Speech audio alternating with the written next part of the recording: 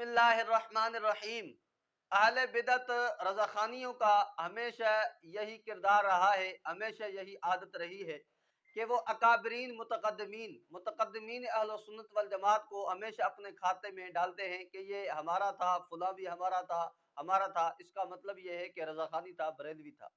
حق نبی سکندری صاحب اپنے باپ کے طریقے پر چلتے ہوئے ہمیشہ جھوٹ بولا کرتا ہے، چاہے تحریر ہو چاہے تقریر ہو، ہر جگہ پہ ان کا جھوٹ، اور اللہ کے فضل اور کرم سے ہم نے اس کے جھوٹ کا پردہ ہمیشہ فاش کیا ہے۔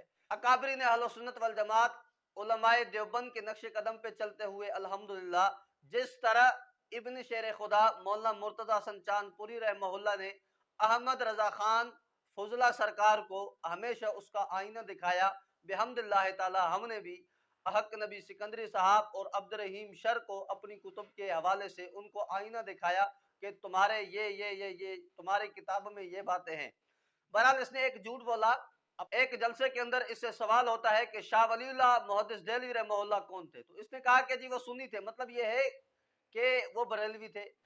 مفتی صاحب شاہ ولی اللہ جو کیڑو نظریو ہو، ان جو نظریو اہل سنت و جماعت وارو ہوئیو۔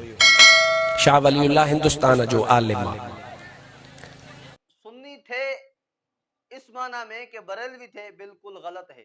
شاہ صاحب رحمہ اللہ کی کتابیں دیکھی جائیں، شاہ صاحب کی تحریریں دیکھی جائیں تو رضاخانیوں کا جو مذہب ہے، جو ان کی بدعتیں ہیں اور جو ان کے عقائد ہیں، شاہ ولی اللہ محدث دہلوی رحمہ اللہ نے تو الحمدللہ تعالی ان کے عقیدوں پر اور ان کی بدعات پر بلڈوزر گھمایا ہے۔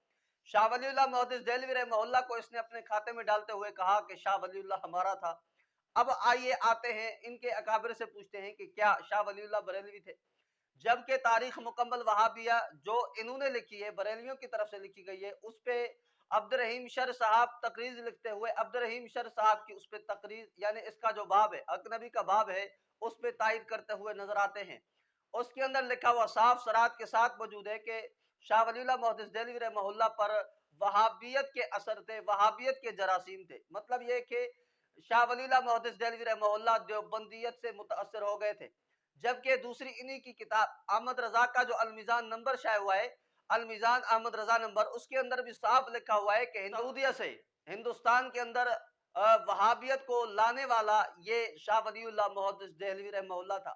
جب تمہارے ہاں دیوبندی گستاخ ہے، وہابی گستاخ ہے، تو پھر گستاخوں کو اپنے کھاتے میں ڈالنا یہ حماقت نہیں ہے تو اور کیا ہے؟